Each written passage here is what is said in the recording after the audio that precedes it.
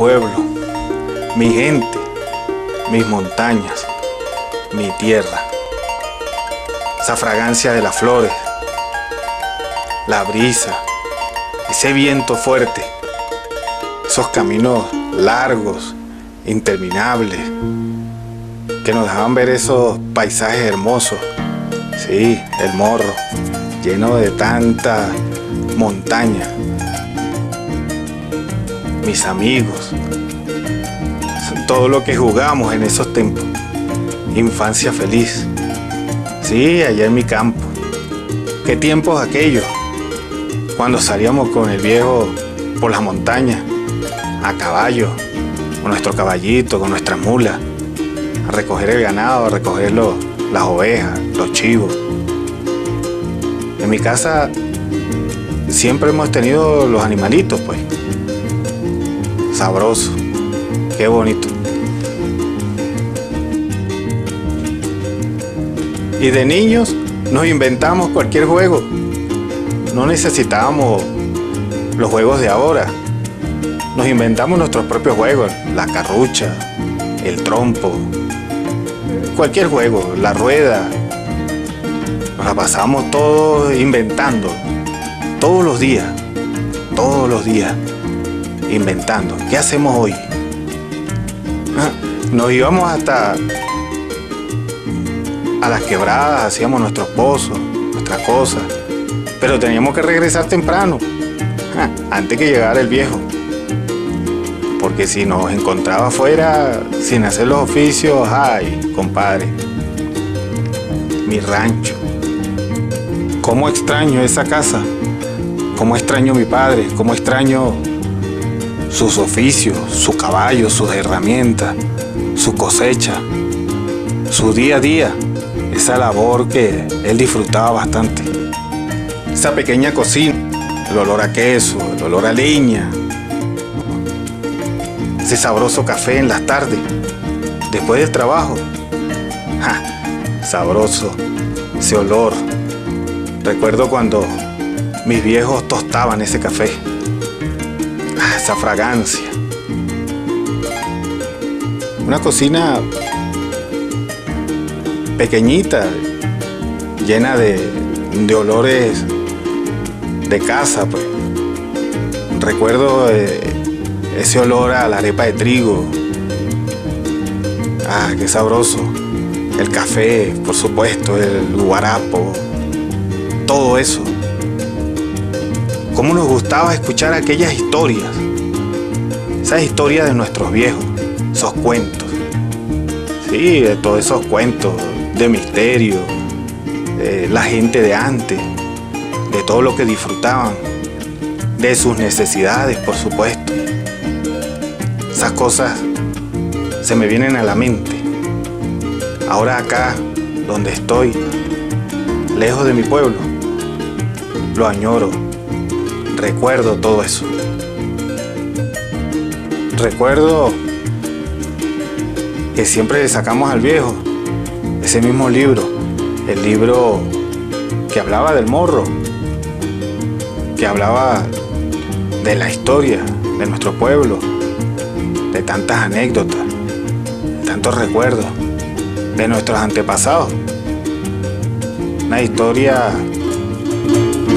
que nos hace viajar en el tiempo.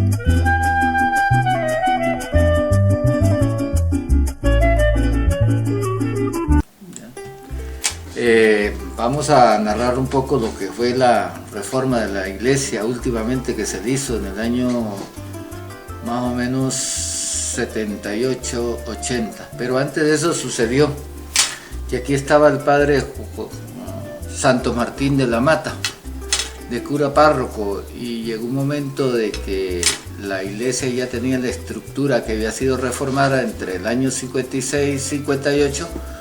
Fue reformada por el padre Guanergius Cati, y resulta de que ya la madera estaba pudriéndose y llegó el momento de que se cayó una péndula, se quedó escurrida colgando, pero se cayó, se derribó un poco. Entonces el padre era un español recién llegado a la parroquia del Morro, y entonces empezó a decirle al pueblo, pero el pueblo no tomó en cuenta lo que el padre le decía. Entonces se dirigió a Mérida, a la gobernación del estado. Vino un gobernador por ahí, no recuerdo el nombre de él en este momento, y quiso como llamar al sacerdote para ver qué hacían con la iglesia. Y entonces el sacerdote no se encontraba, estaba de visita a alguna de las aldeas. Después el padre se trasladó a Caracas, al Consejo Nacional de la Cultura, y puso la denuncia de lo que estaba sucediendo con el templo, que había sido declarado en esos días pasados como Patrimonio Histórico Nacional.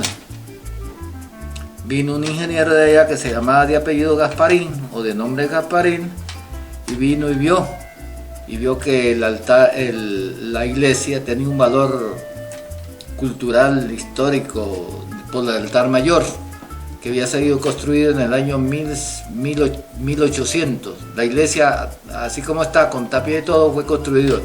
Empezó en el año 1795 y la terminaron en 1805, por un sacerdote de apellido Valle, no me acuerdo el nombre. Entonces, viendo el altar mayor, que es igualito al que está en Estanques, que ese sí está bien conservado, pues mandó a cerrar la iglesia y la clausuró, y dijo que nadie podía abrir esa iglesia porque tenía un valor histórico incalculable, y por el retablo que tenía el altar mayor, y dijo que dentro de 15 días, más tardar un mes, él regresaba para darle continuidad y restaurar el techo de la iglesia y restaurar todo, reconstruir todo, pero con un trabajo muy técnico, muy científico, de acuerdo a lo que tenía la construcción antigua. No, que caramba, pasó ese tiempo y pasó un mes y pasaron 2 meses, y no fue sino hasta el año 80 o 79, 80, después más o menos de 7, 8 años, que vinieron a una fiesta, se hicieron una fiesta, pero las misas las hacían en la plaza o en la cancha del grupo o dentro del grupo donde funcionaba el comedor escolar. Entonces un tío mío que vivía en Caracas, se llama Aquiles Ugarte, se fue para Caracas con la inquietud y estuvo por allá, fue al Consejo Nacional de la Cultura y ya no encontró ese ingeniero, no encontró quien le diera respuesta. Entonces él, por favorecer las paredes, llegó con un oficio aquí, y con un oficio con sellos húmedos por fuera, pero no traía ningún nombre. Entonces él dijo que traía un permiso del Consejo Nacional de la Cultura, y que le había mandado a quitar los restos de escombros que le quedaban al techo de la iglesia para reconstruirla de nuevo. Bueno, y reunió un poco de gente aquí en el pueblo, y entonces, bueno, siendo así, usted traiga un permiso, porque el que abre eso va preso. Esa era la consecuencia. Y él abrió la iglesia y mandó a convocar a la gente de la aldea Mocás, de Muchachay, de Miquiruramo, Cotonemo, Cosós, y así fue. Como a los 3 días llegaron más o menos como 50 personas, y en Gallapa empezaron a tumbar los restos que quedaba de techo. Ya el altar se había perdido, eso se había mojado, se había podrido y estaba todo en el piso. Ya no tenía ningún valor, porque eran restos lo que quedaba de aquel altar tan bonito, tan labrado, pintado en ¿cómo le llaman eso? En oro de hojilla.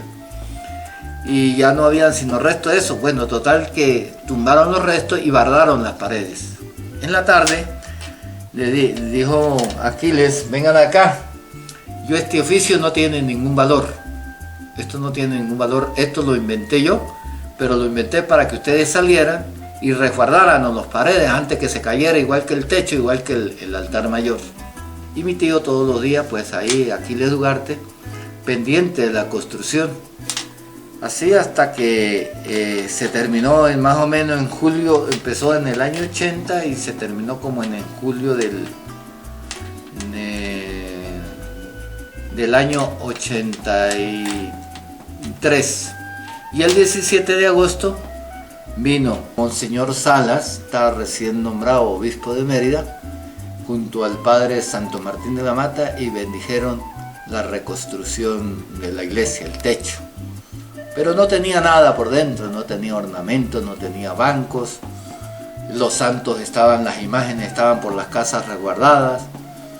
Entonces ese día de la rebendición de la capilla y de la inauguración nueva, pues a las 8 de la noche me llama el padre Santo Martín de la Mata y me dice que me quiere encargar como mayordomo de la iglesia. Y bueno, de manera que aquí estamos y seguimos trabajando por la iglesia.